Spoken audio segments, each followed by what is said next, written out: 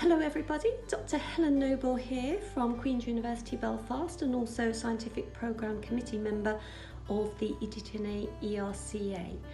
I'm absolutely delighted to invite you to our spring virtual seminar on the 23rd and 24th of April.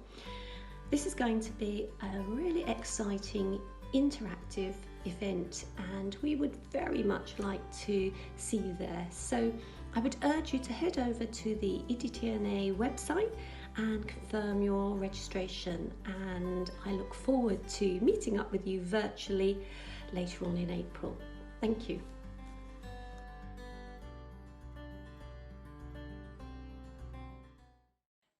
Hello, good afternoon everyone, and welcome to Edita ERCA webinar on Green Excellence in Dialysis.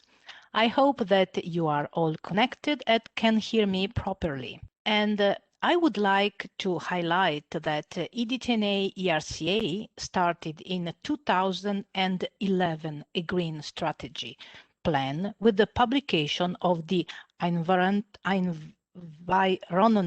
guidelines, sorry for my pronunciation, in dialysis. And you can, if you are an Edita ERC member, you can download this book from the website. So please visit our website. And due to the fact that the number of renal patients is growing worldwide, the sustainability of renal care is becoming a big issue. For renal industry, for public hospital, for private center, as well as private provider business.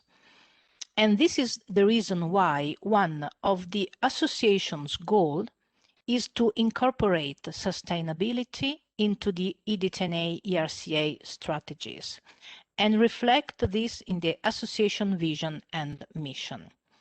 This means making this a priority of the association organizational work. And I would really like to thank you, BB Brown Avitum, for kindly sponsoring this webinar. So I'm very honored to introduce the first speaker, Mrs. Edita Noruišiene. Edita became a member of Edita ERCA since in 2004. And since 2007, she has been involved as a volunteer. She was a link member, she was key member for Lithuania, and later in 2012, she joined the executive committee. And during 9 years, she has the opportunity to be able to fill different positions in the executive committee, first the treasurer, then secretary, and after the Krakow conference, she is the president of this association. So very proudly, Edita, I pass the mic to you for your presentation. Okay, good afternoon, and thank you, Ilaria, for the very nice introduction. Dear participants, it is an honor for me as the president of Edita ERCA to warmly welcome each and every one of you today to the first webinar on the green excellence in dialysis, and to present this joint project between Edita ERCA and BB Brown Avitum, focusing on the reduction of environmental burden in dialysis. Edita ERCA and BB Brown Avitum entered into this project partnership because only joint efforts among various stakeholders in renal care can improve environmental impacts of dialysis. Before we start with the detailed project introduction, I am pleased to introduce the project team to you. Jitka, Pancířová, Czech Republic, Jane Golland, Israel, Lynn Brown, Australia, Martin Mayer, Germany, Silvia Corti, Italy, Vanessa Hoehle, Germany, Xavier Viso, Spain, and I, Edita Noruišiene from Lithuania. The group of experts have a lot of experience in renal care and will bring international perspectives on sustainability together in a constructive dialogue. We, as a team, believe in innovation through cooperation. What do we want to achieve within our project? The main objectives are to raise environmental awareness in renal care and to promote sustainability. We will develop and publish green recommendations for multidisciplinary renal staff members and define international environmental key performance indicators. And last but not least, we will support education in the area of environmental management. Why is our project so important? If we take a look at some medical therapeutic areas, dialysis seems to have, unfortunately, a very high impact on the environment. Since the dialysis population is growing fast, the need for action in defining recommendations to improve the sustainability of renal care centers is of the highest importance. According to National Kidney Foundation, around 10% of the population worldwide is affected by chronic kidney disease. Around 4.35 million people worldwide currently receive treatment with dialysis or a kidney transplant. An increasing number of CKD patients with a consequent increase in the number of dialysis treatments can be considered as current environmental challenges. Let's have a deeper look into the challenges we are facing. During dialysis treatment, a lot of energy and water is consumed. We produce a huge amount of hazardous waste and plastic material in the dialysis centers. And also chemical substances and disinfectants are needed. Average water consumption is between 400 to 500 liters per one dialysis treatment. Average electricity consumption is between 10 to 13 kilowatt per one dialysis treatment. And over 1 kilogram of hazardous waste is produced during one dialysis treatment, and this waste, unfortunately, is usually not recycled. Thrice weekly in Center HD has a carbon footprint of 3.8 tons CO2 equivalent per patient a year. And the majority of emissions arise from medical equipment is 37%, energy use 21%, and patients' travel is 20%. As already Ilaria mentioned, there are well-known published facts, like, for example, the environmental guidelines for dialysis published by Edita and ERCA some years ago. But the educational documents or guidelines are still very limited.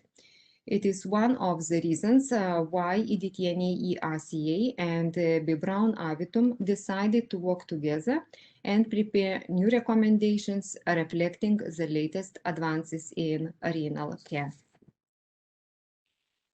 How can sustainable renal care look like? There are a lot of possibilities how to reduce the environmental impacts of dialysis.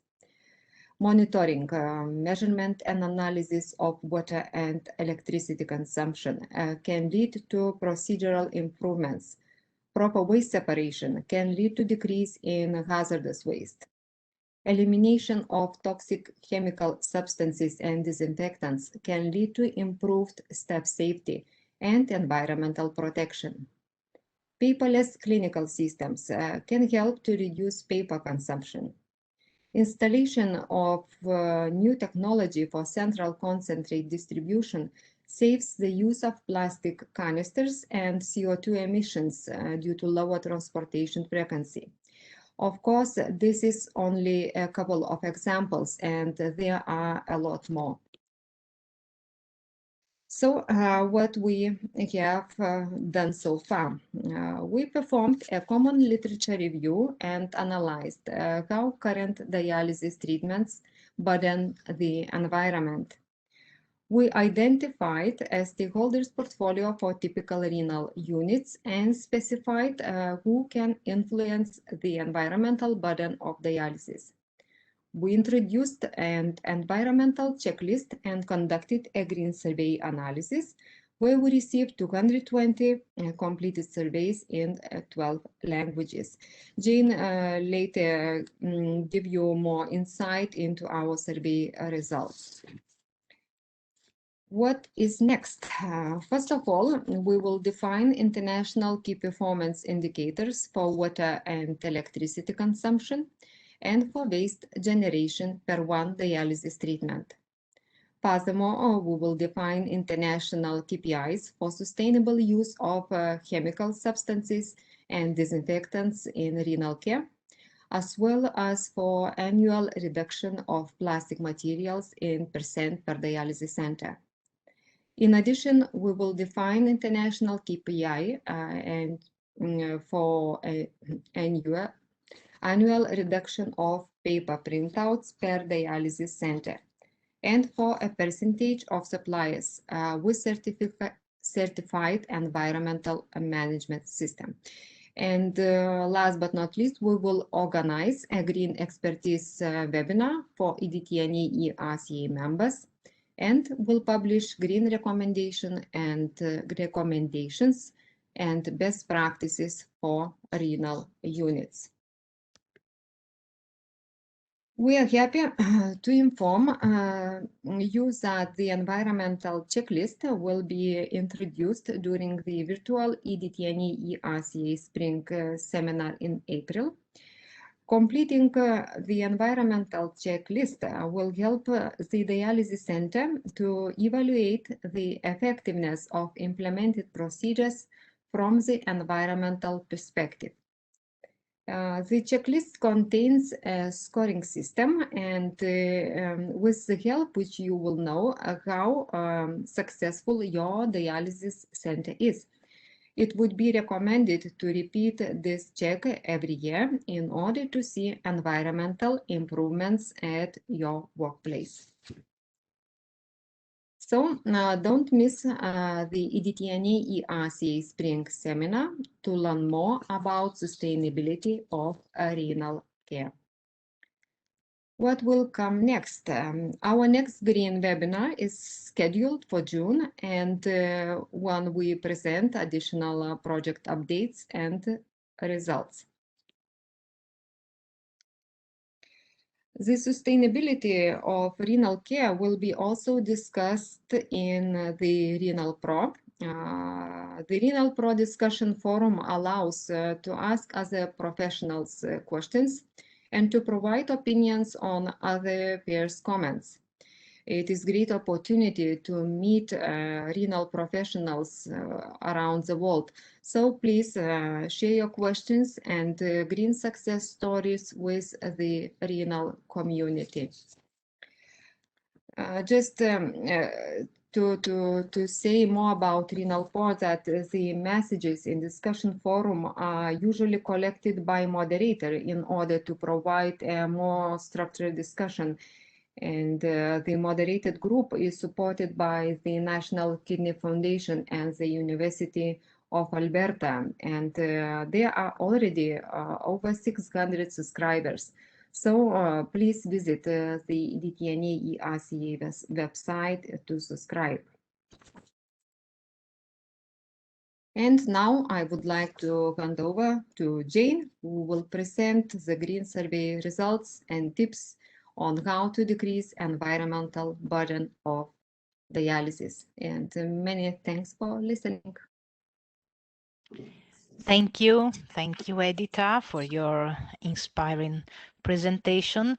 I think that it's so we are speaking about the green approach in dialysis since many years, but it's you know it's so useful to underline once again the importance and of a green approach also in dialysis, and to continue to create awareness of this approach. So thank you very much. And now it's my honor to introduce Jane Golland, another member of the Green Project in dialysis in partnership with B. Braun Avitum. Jane is a renal nurse, Edita ERCA members since 2012, and since 2016, member of the executive committee of the association. And currently, Jane has the position of treasurer. So, Jane, please, you can start your presentation. Thank you, Ilaria, for a nice introduction. You can hear me well? Everything is okay? Good. Good afternoon for all participants, and I'm happy that we have hopefully good participation rate for this important topic. My presentation will focus on green excellence in dialysis, a joint project between Edita and ERCA and B. Braun Avitum, as Edita already presented. And I will mainly focus on the results of green survey and the tips how to decrease the environmental burden of dialysis that actually based on the results of the survey. The survey on sustainability in dialysis units was carried out from December 2020 till February 2021. And we were pleased with the response rate from renal community, as we received, as Edita already mentioned, 220 completed surveys in 12 languages. The most responses came from renal nurse in Turkey, 52 responses, Lithuania, 29, and Italy, 27. We also got 30 responses in English language, probably from our speaking colleagues from different countries and of course from UK. I would like to take an opportunity also to say thank you for the brand ambassador team from Edita and ERCA Association, who were responsible for the translation and promotion of the survey in their countries. And now we are moving to the results of the survey. The first question asked if respondents' workplace is interested in the environmental issues and aware of the environmental burden caused by hemodialysis units. You can see that 56% of respondents confirm that their workplace is fully interested and in this topic, and 33% mentioned partial interest. So we can understand that awareness regarding environmentally friendly approach is relatively high within nephrology community. Before moving forward for the detailed results of the survey, I would like to highlight that the results actually, when we analyzed them, inspired us in how to reduce further the environmental impact of dialysis, improve clinical practice, and support education in this area. Some tips and recommendations based on this survey will be, of course, part of this presentation. And I believe that you will find them useful for your daily practice, and it will be some way of call to action from your side. I would like to thank again all participants that submit the survey for their feedback. And now for the results. Typical important key performance indicator can be monitored, measured, analyzed in regards to water consumption in dialysis units. Only 33% of respondents answered us that they monitor how much water their workplace consumes per dialysis treatment or per patient over a period of, for example, period of a year. There is definitely, we can see here, a definitely large space for improvement. We all know that water is a really important natural resource, and unfortunately, hemodialysis units is one of the leading consumers for the fresh water in healthcare. The next question related to the reverse osmosis, and we asked if water matter available in the reverse osmosis in the units. So unfortunately, only 31% of respondents knew about installed water matter in reverse osmosis, and 42 respondents do not know if this option exists in their unit, and 27 mentioned that they don't have this possibility at all. These findings show us that most of respondents are not aware about components of reverse osmosis system. Here we can hypothesize that probably sometimes nursing staff doesn't consider this type of knowledge under the scope of their responsibility.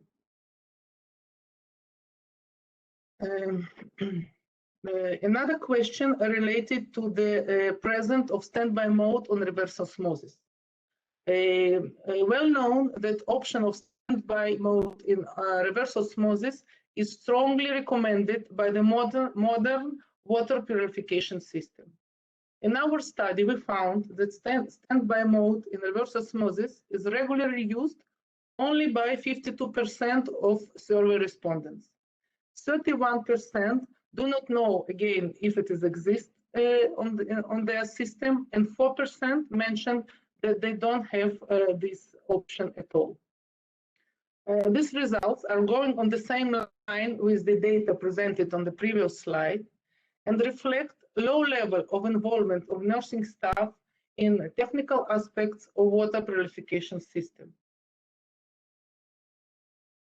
We are going on with our survey, and our next question related to unused dialysis water.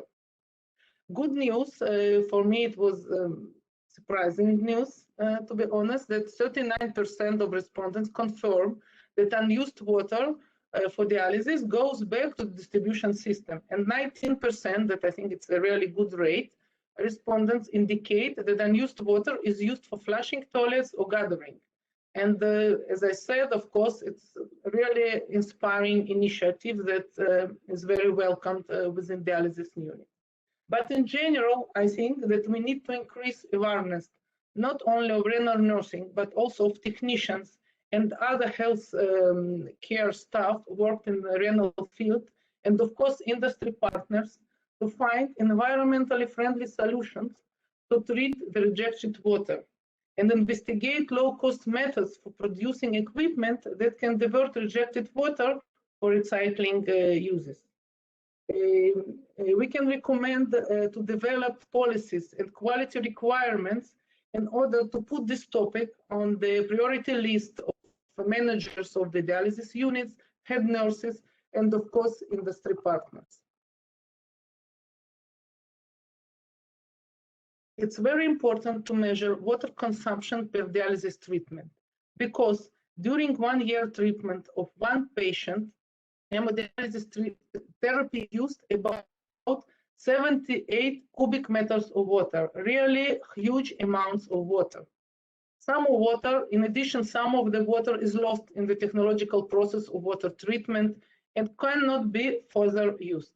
Even more water is used during the production of ultra-pure water required for online treatment modalities. In overall, dialysis facility consumes fresh water with the amount of Olympic swimming pool, huge swimming pool every year. You can understand, I think it is clear from this data, that close monitoring of water consumption is crucial for the dialysis units, but unfortunately does not perform according to our result in a majority of units.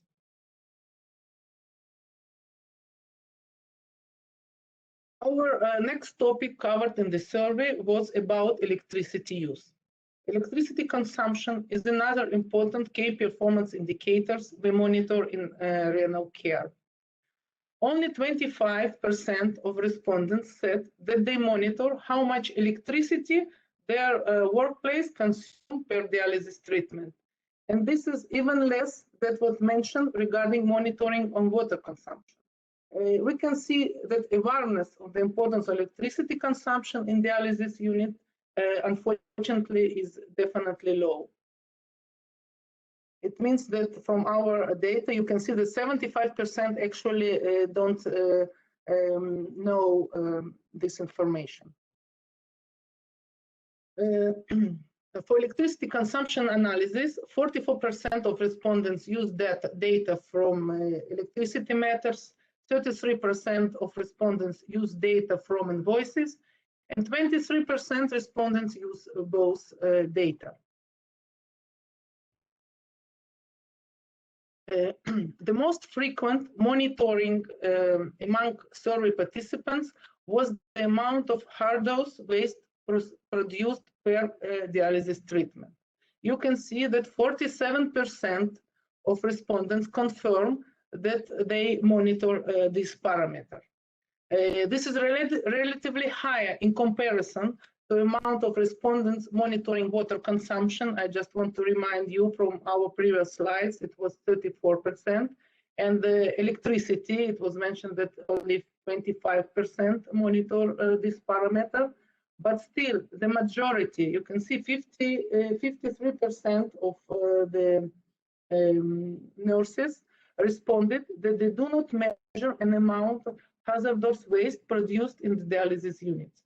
So we can really see here the place for the improvement.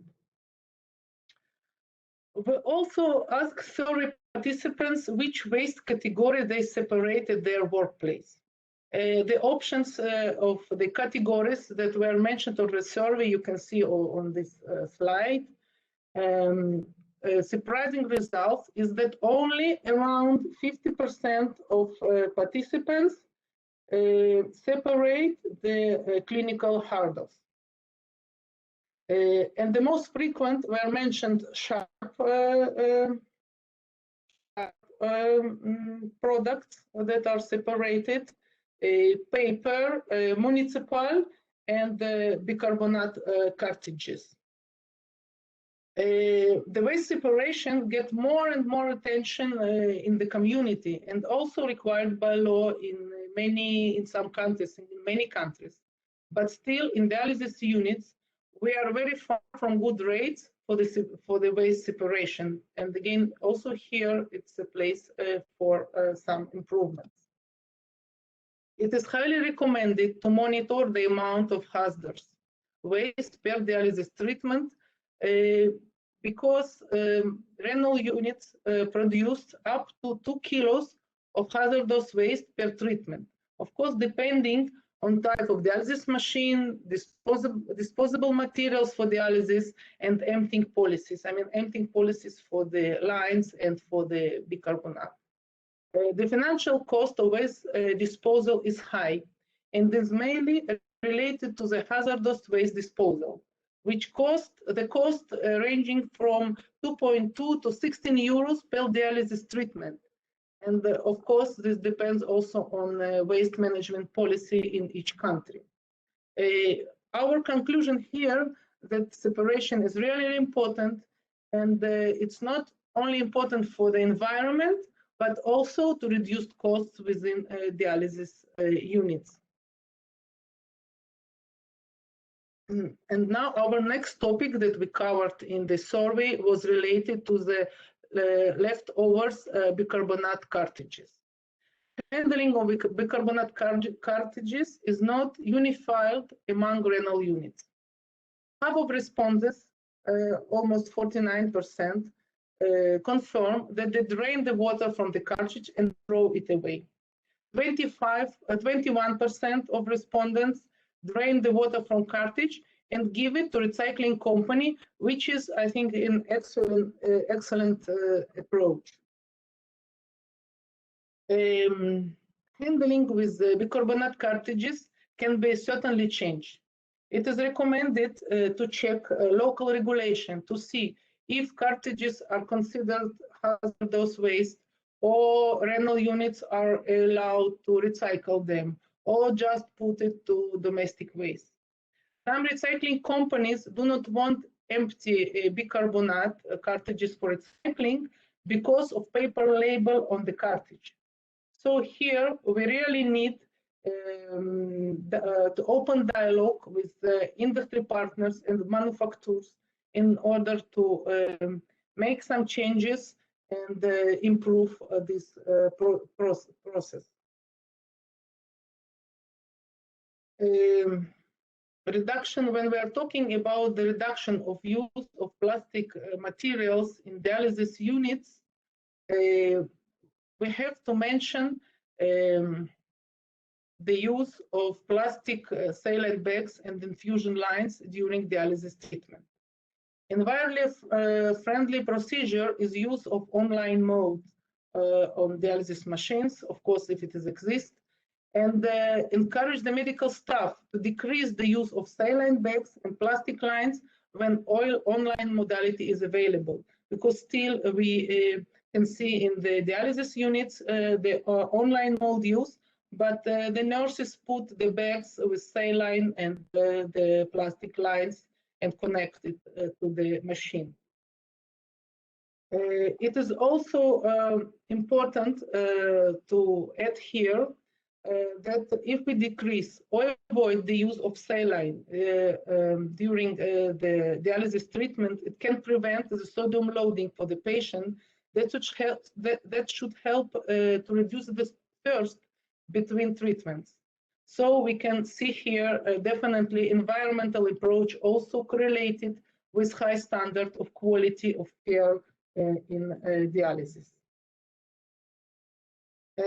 Our next topic in the questionnaire was central distribution system for the dialysis concentrate. 29% of respondents said that they use a CD system for the dialysis concentrate, which we think is a high number. This number is higher than we actually expected, and it is a good news. And it is certainly a good approach to switch from switch the unit to the central distribution of the concentrates. However, still the large numbers of units do not have this central distribution system available, and for these units, recycling of the plastic containers that concentrate comes in is strongly recommended.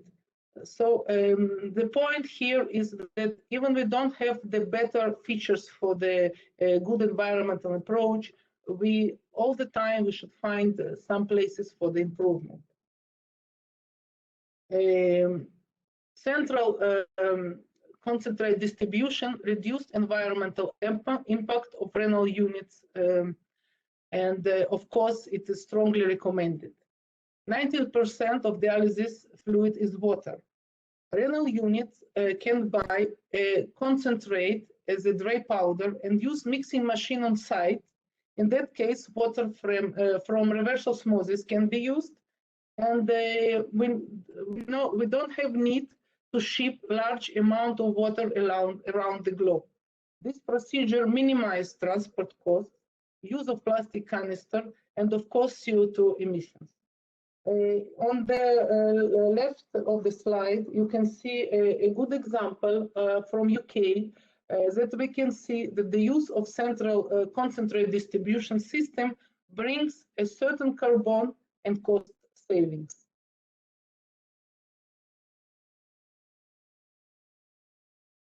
Wait, sorry. Sorry. We were here, yes. Sorry. I also need to mention the use of disinfectants in the hemodialysis units. 23% of respondents fully used ecological disinfectants and eco-friendly products. And I think it's not a big number, but I think it's appropriate for the modern dialysis unit. And 39 use them partially. Hemodialysis machine have to be disinfected on regular basis according to the hygiene requirements of the unit. Unfortunately, disinfection procedures are not always compatible with green requirements. However, there are some possibilities like green cleaning concept. A green cleaning concept means using cleaning methods with environmental friendly ingredients and chemicals to preserve human health and guarantee, of course, environmental quality. Green disinfectants and the clean products should be without chlorine, artificial colors, and phosphates. If such disinfectants cannot be avoided fully in some units, their use should be decreased as much as possible. Preferred products for the green cleaning should be biodegradable.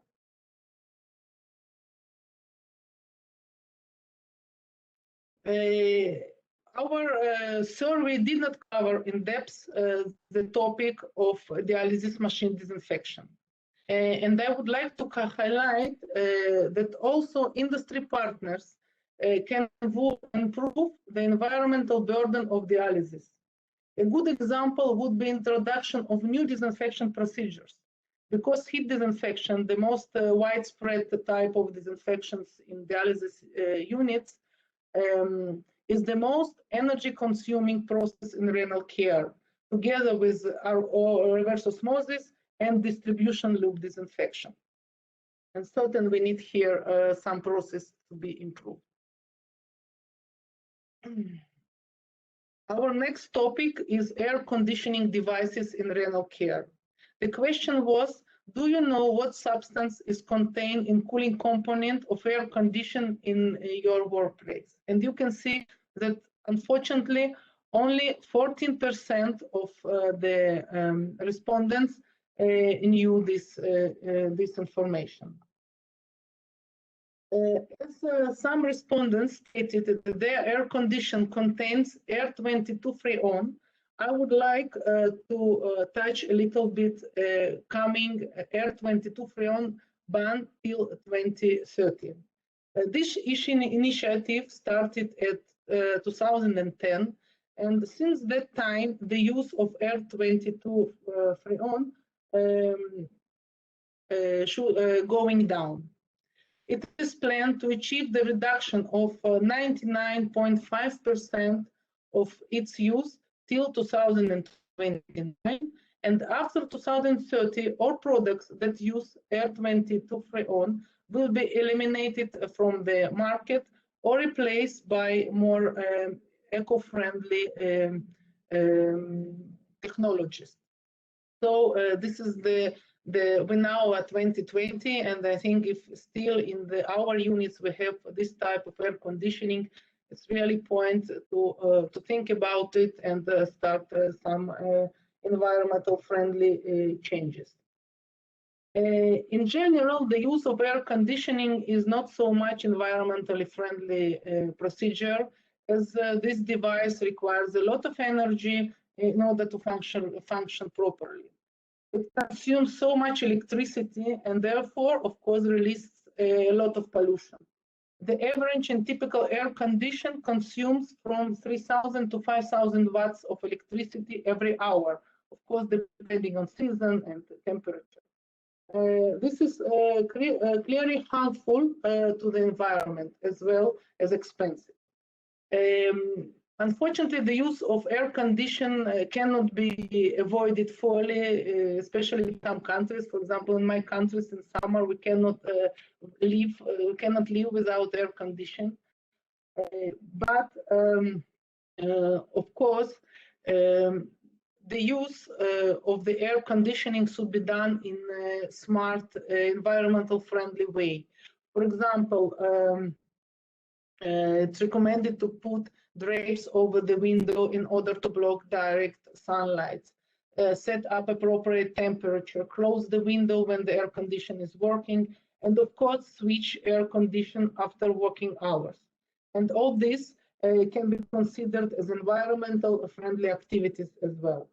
And here I would like to call again for our industry partners to support better planning for the appropriate cooling heating system and use of good quality materials for the new or reconstructing buildings of the dialysis facility.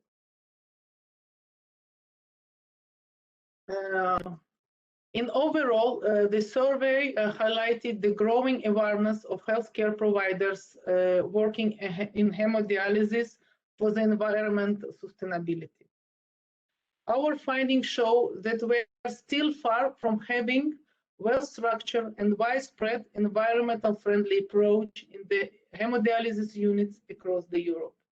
In conclusion, we would like to invite you to implement green procedures at your workplace and contribute to the environmental protection. Please remember that it is extremely important to inspire all dialysis staff to work together in order to make difference. Even small changes that sometimes look not significant at all, like switch the air conditioning on to separate lines or something like that. But when repeated over time, it can add up to significant changes. And please remember, there is never enough when we are talking about sustainable activities and reduction of environmental burden and renal care, because finally, we are caring about better planet for our children and the grandchildren. Thank you very much for your attention, and I think now we have plenty of time for questions and discussions and answers. So Jane, I really thank you for all these data that are so interesting, and so the questionnaire went really into depth the issue, and for example, I took some notes, and I think that yes, the water consume is something so huge, and it's well, we all know, yes, that dialysis consumes water, but when you see the data on the screen, you really become aware, and also about the electricity consumed, that sometimes we take for granted that we have the light, that the lights are on in the unit, and so. And this is so normal, but yes, we need to sometime to stop and think and fix some issues. So really thank you very much once again. And yes, we can start with the question and answer session. And of course, I have a question for the panelists. And the first natural question is, how can renal nurses help to reduce this burden of dialysis? So you Jane, already mentioned some strategies, but maybe so discussing other strategies can emerge. Who would like to answer? I don't know. I can answer, no problem. Okay, so, welcome, Edita. Happy to see you. And please, just to introduce Jitka Pancířová, our Green Project member of the group. So please, Jitka. Okay, so I understood that the question was how can nurses to help with environmental protection, and how can nurses actually minimize impact of environmental burden of dialysis. So I would like to say that nurses definitely play a key role in this strategy or in this approach, but they are not always aware that they are actually very important in this topic. So I believe that what is really good start is thinking of clinical procedures and clinical processes, because if we implement emptying strategies of bloodlines, dialyzers, bicarbonate cartridges, then we can reduce really significant amount of hazardous waste. And we know that from all the waste categories, it is a priori hazardous waste which is most expensive. And also from my personal experience, when we implemented proper waste management policy, we realized that we can save about 30% of hazardous waste just per 1 year, per one dialysis center. So it means that also implementation of these green policies or green procedures is not just environmentally friendly, but it also brings some cost savings. And this is something which is also important for unit managers and unit directors, because as you presented in the beginning, the number of renal patients is increasing worldwide. Treatment became more costly for the society. So if we can improve somehow not just environmental burden of dialysis, but also cost by implementing the right clinical procedures, I would say we should do that as renal nurses.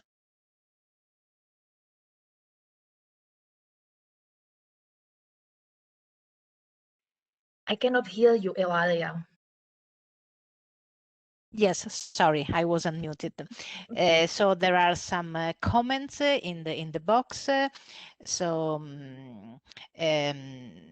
Jitka, thanks for your input. I'm glad I can hear for yours, and thank you very much for inviting Edita ERCA to join. And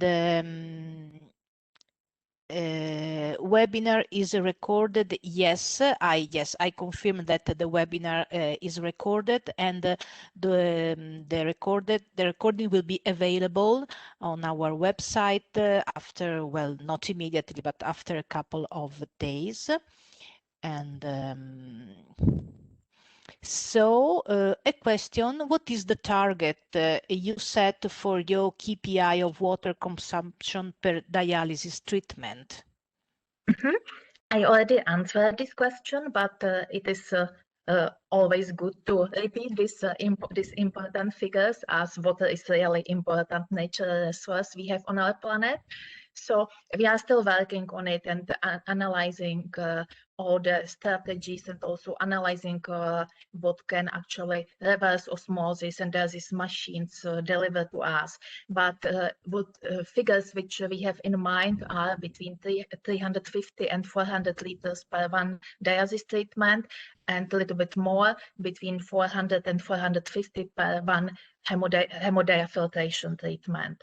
But of course, as a project is still running, it may slightly change, but we believe that it will be within this range. Okay, another questions. Thank you for the raw target of water consumption. Do you have a similar target of electrical use per treatment? Yes, of course. Again, I need to say that we are still working on it, because these machines, water treatment systems are demanding slightly differently. There are slight differences. And of course, we need to ensure that actually calculated electricity is just electricity used by these machines and reverse osmosis, not in total for the whole dialysis center, which might be partly difficult for some renal units. So what we have in mind is that the recommended actually amount should be between 10 and 13 kilowatt hours per one dialysis treatment. But as new technologies are coming, and we know the dialysis machines have standard heat exchangers and so on, we will definitely specify this figure in our publication as soon as it will be available. If I may, I would like to also say that we very much believe that even industry partners will join us for a dialogue and for a discussion, because as Jane presented, heat disinfection seems to be a very environmentally friendly procedure, because in the past we used chemical disinfection more frequently for dialysis machines and also for disinfection of reverse osmosis and distribution loop. But as Jane already presented, most energy demanding process in renal care is heat disinfection of dialysis machine. So we believe that also renal industry would be able to invest into new technologies, and perhaps in the future new disinfection method will be introduced to the market. Okay, thank you, Jitka. And another question from the audience. Do you know units with the central concentrate plants? Yes, I know unit with the central A concentrate distribution, and perhaps I can leave email address to this person asking this question, because I think that it is not good to mention products and companies' names actually during educational webinar. But for sure, I have personal experience with central concentrate distribution, and I have to say that in the beginning, we quite hesitated if this is the right approach, and very quickly we realized that this is really a great innovation, not just for patients but also for nurses, because there is no need to move with heavy canisters. There is reduction of transport cost, there is reduction of CO2 emissions. We do not need plastic canisters anymore, actually just few for emergency situations. But what is also important is that we all know that 90% of dialysis is water. And the question is if this is really the best approach to ship hectoliters of water around the globe if we have water directly at the center. So definitely I have experience, and I think that this is the right technology we can use. Yes, and the same person of this of the previous question just add, is it only part A concentrate are you referring to? Yes, absolutely. Only A concentrate, because it would be very problematic with bicarbonate concentrate because of microbiological quality. So I would never recommend, and I believe that even industry do not actually produce technology for B concentrate distribution, because it would be too risky. It should be A concentrate, which is very salty, and there is no risk of any microbiological contamination. Yes, and I would like to say that I'm happy that our participants are so interested and they would like to hear all the details. And I would like just to underline that if some of the participants would like to contact Jitka Pancířová, you can find the details of Jitka on our website. And if you have any other questions specific, you can contact also Jane Golland, and you can find Jane's detail and the email in the on our website. And if you just don't remember the name of panelists, please write to our secretariat, and the secretariat will forward the emails from your side. And I have somebody from Canada, and that is asking how do we get more involved in this initiative. I sit on the executive committee for CANT, Canadian Nephrology Association, and can see the value in extending this work into Canadian units. Absolutely. So thank you for the comment. And as I said, you can all find the details for contacting the member of the project group on green dialysis on our website. And of course, another point that joined in my mind that as Jane said, I think that it's important that the nurses are aware of all these technical issues to overcome maybe the approach that I'm a nurse, it's not my job, and it's not my responsibility. So I think that the awareness can help to overcome this attitude, and all the healthcare professionals that work in a renal area have this responsibility to have a green approach on this. And another question is that, of course, costs. What about costs? Because usually we are thinking that a green approach, green strategies are very, very, very expensive. So what about cost of green dialysis principles? Who would like to answer to the question? Okay, I will volunteer to answer it. Yes, I will Thank add. you. Okay. Okay, so I think that of course, if we are talking about investments and if we are talking about buying new technologies like solar panels on the roof of the dialysis center, we are talking about certain investment. But I think that this is not needed, at least not for beginning. I would say that implementation of green dialysis or implementation of environmental management system does not need to be expensive at all.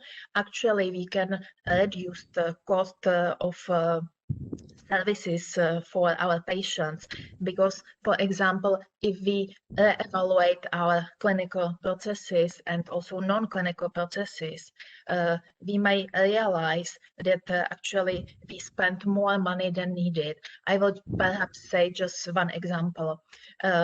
Many years ago,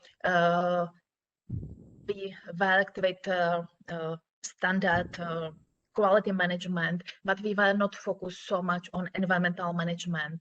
And in that time, our waste amount per one dialysis treatment was almost double than we have now after implementation of environmental management system. So it means that actually you do not need to invest, you may save money, because if it is really different if you have 2 kilos of hazardous waste per one dialysis treatment or 1 kilo of hazardous waste per one dialysis treatment. So definitely, I would like to actually invite everybody to implement green principles and to understand that proper execution of processes does not need to be expensive. Actually, opposite is the true. There are good potentials for savings. And this is also the same when we analyze survey, and we realize that only 34% of survey participants said they have a water meter in reverse osmosis. It means if there is no measurement, most probably there is no monitoring, there is no analysis. And if you measure something, you can immediately identify some gaps and some potentials for improvement. So my answer is definitely not. Implementation of environmental management system can bring some savings. And I'm not talking just about money. I'm not just talking about financial savings, but also CO2 emission savings and plastic savings, water savings, and so on. Yes, thank you. And I think that so first stop is measure, is monitor, and then you can invest, because I think that the green approach means invest in a long-term strategy. Maybe in short term you cannot see the result, but in the long term, for sure, you will see the result also from financial issues. And how can industry help to reduce the burden of dialysis? So we talk about nurses and how our industry partners can help in this approach. Edita, would you like I will start just, you are okay. I really agree with both of you that, okay, management is needed, but also, our staff, it is depend, how we train our staff, how we giving, clear instructions. Of course, our cleaners or auxiliary staff will not go and buy disinfectants or chemicals, which is they they should come from management, and I think that if we work in team, and of course the results will be much higher.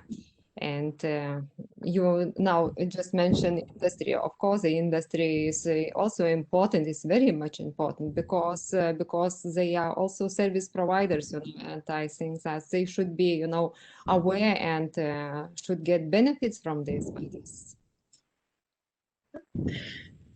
Perhaps if I may add, Ilaria, I think that definitely industry partners would help if they will invest in new technologies like new disinfection method or new disinfection procedure, but also there are many small and tiny things which are really not expensive, and Jane spoke a lot about bicarbonate cartridge. I think bicarbonate cartridge is a really good example. It is made from high quality plast, and question is if we really need to put high quality plast into recycle bin after end of the treatment. Some recycling companies or waste management companies would be very happy to take it for free or even to buy it, but cartridges are not so easy to recycle because label on cartridge from various producers is made from paper, which means that actually because of this tiny label from paper, recycling companies cannot take it from dialysis centers. So small example, if industry partners would actually focus on recycling of their products, then standard users can succeed with recycling. Or new innovation can be not to use cartridges and to use actually another material instead of plastic cartridge for bicarbonate power to ensure that it will be much easier to recycle this. So I would say the same like in the question before, there can be actually expensive innovations like new technology, but also some daily activities which are not so much expensive, but which really make a difference and help to decrease environmental burden of dialysis. And I think also Jane cited in the questionnaire the simple paperless clinical system. This can be, the starting point. And also I like very much the input of add the environmental issue in the quality improvement system of the clinics, and so just to fix the problem.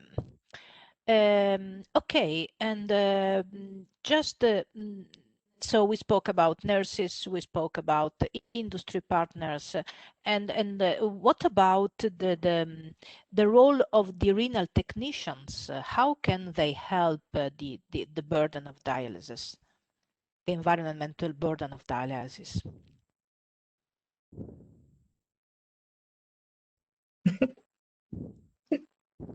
So Jitka, please. Or okay, Edita. okay. So I think that all members of multidisciplinary renal team can help, and also should help, or at least it would be appreciated if they would help. I think that from my perspective, I would suggest to start with installing water meters and electricity meters in dialysis center to educate nurses how to do readings, and really start to monitor, measure, and analyze natural resources consumption. This is first point, and then actually second point is if measurement and monitoring is done, it would be good to report to technician if figures are higher than usually, because if there is increased in water consumption, for example, without any reason, it may mean that something is wrong with treatment, with softeners, or there is perhaps leakage in water treatment system. So I think that definitely technicians, as all other professions, can help a lot, and definitely installation of water meters in reverse osmosis, electricity meters, and proper education of nurses. What does it mean to get figures from water meters would certainly help to identify potential malfunctions in water treatment system, for example. Because again, from my personal experience, if there is malfunction in water treatment system and you do not measure water consumption, you may really realize this quite late, and then you just pay for higher water consumption. Excellent, thank you. I would like to add, okay, please. I would like to mention that in hemodialysis units, we have a lot of different staff, nurses, assistants, not only technicians, of course, technicians, doctors as well, we forgot about them today, and cleaners. And in order to achieve good results in the view of environmental approach, all this team should work all together and hope have the common goals for the achievements. And only like this, the things will go on, and they will find some improvements. So this is just a comment from my side. Okay, thank you, Jane. And yes, you raise a good point, because we spoke about nurses, technician, and a question from you all. What about the doctors, the nephrologists? Do you think that they are involved in this green approach, or do you have experience of, you know, exchanging opinions on the green approach in dialysis? Jane, please.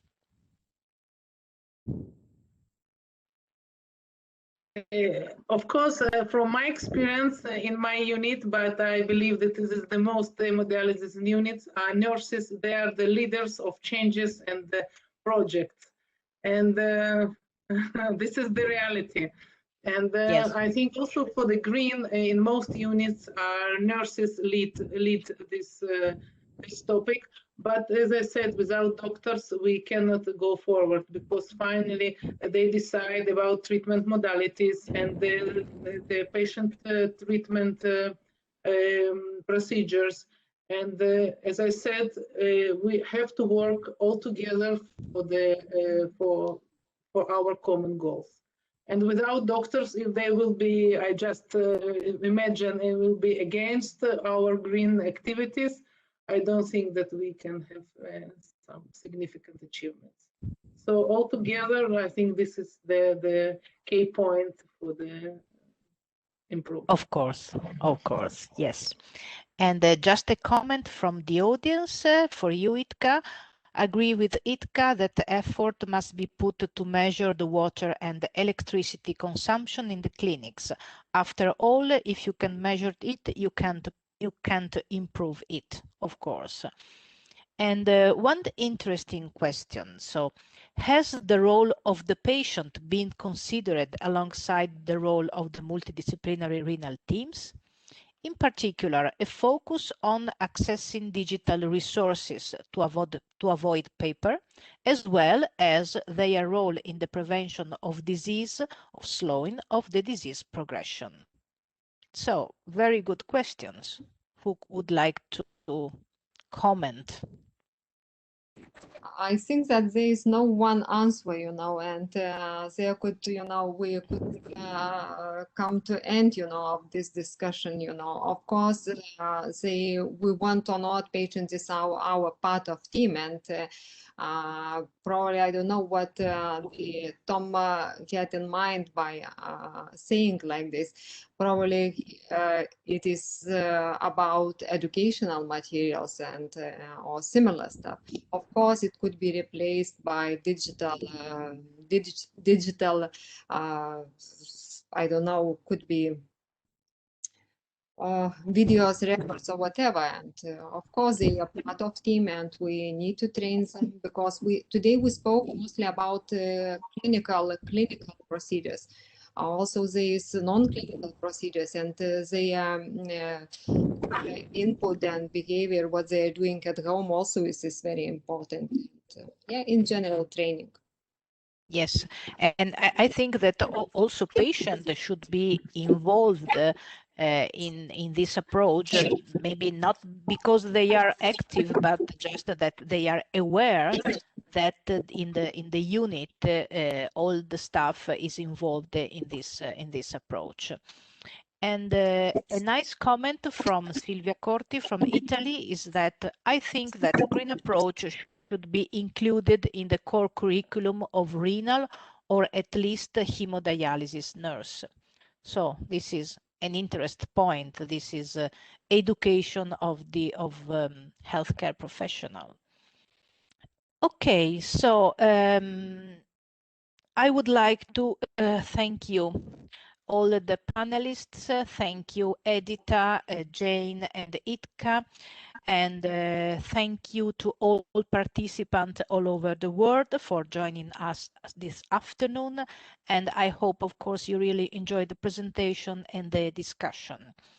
And I kindly remind you that at the end of the webinar, a questionnaire will appear, and I ask to kindly fill the questionnaire, as your opinion is really important for us in order to improve the webinars in the next month.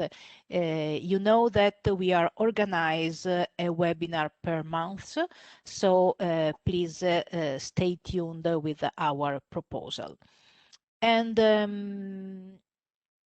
there is another question. So the last questions we have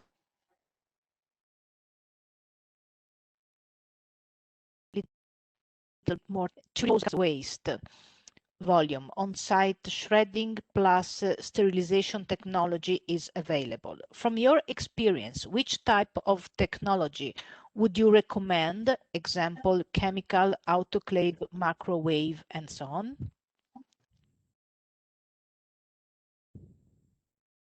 Okay, so I will try to answer. I would say it depends. It depends on local legal requirements and cost for various waste categories. Of course, this is certainly an option. However, there is a need to invest in initial technology. There is a need to fulfill special hygiene requirements. There is a need to have separated room for this microwave, for this type of sterilization technology, and of course, there is a need to have additional employees for this. So it means that it might be very costly at the end of the day, and units may have a good feeling that they do not produce hazardous waste anymore, but they produce other waste categories. So I'm not so much in favor of this technology. I think that what is definitely good for a start is to do proper waste separation, and also try to minimize amount of hazardous waste, because it can be more beneficial than investment into this type of technology. But of course, it should be investigated on local level, because there might be differences between countries.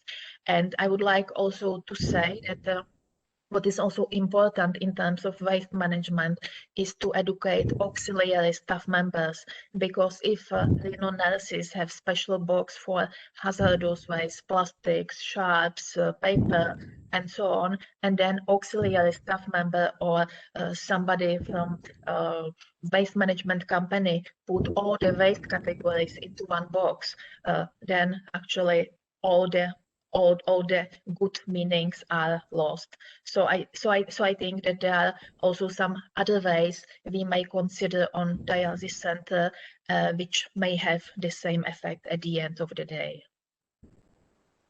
Thank you, Jitka. And Sorry, Ilaria, I just would like to add to Jitka's previous answer to question. It could work, for example, when your clinic is big, you know, I have in mind autoclave or microwave. But if the unit is small, it's really is not needed, you know, and I agree with Jitka that better is to have really proper waste management, and it could work. But if, for example, unit is incorporated in big hospitals, of course, this could work because it's one system and this could be less costly and efficient. Yes, for sure.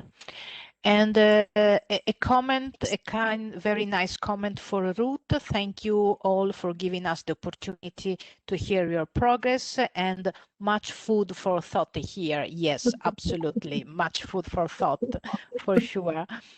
And the last question, it seems that currently a lot of proactiveness and effort of the nurses is needed, consider also the pandemic, for sure. Is green dialysis limited because of the overburden of the nurses? Are there solutions ahead? Example, appoint a climate manager. Nice strategy. So, who would like to answer?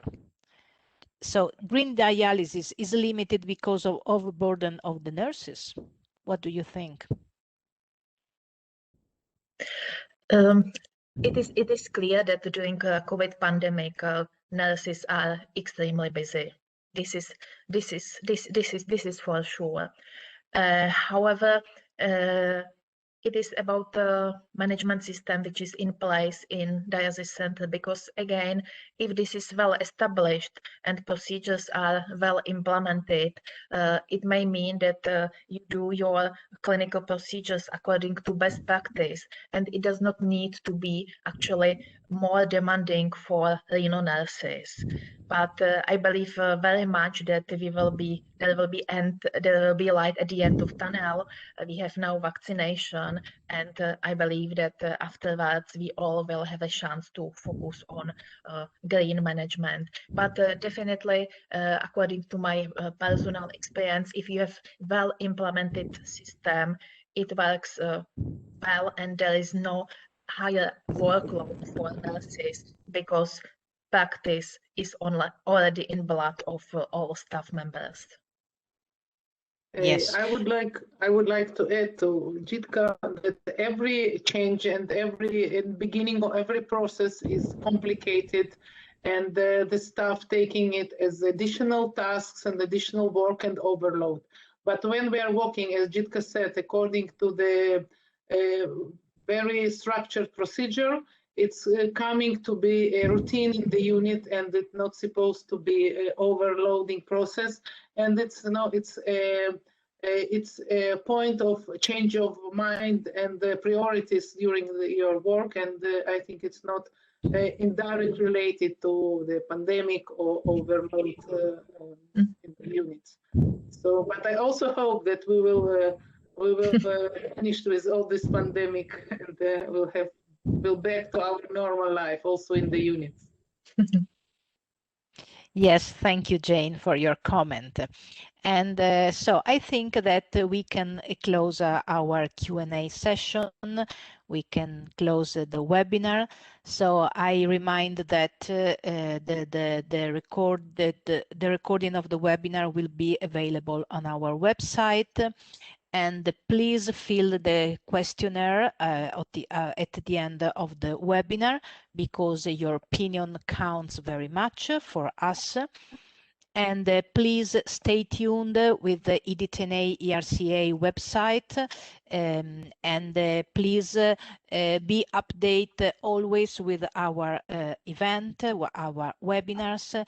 And I would like also to remind that in April, we will run the first Edita ERCA Spring Seminar, the 23rd and the 24th of April.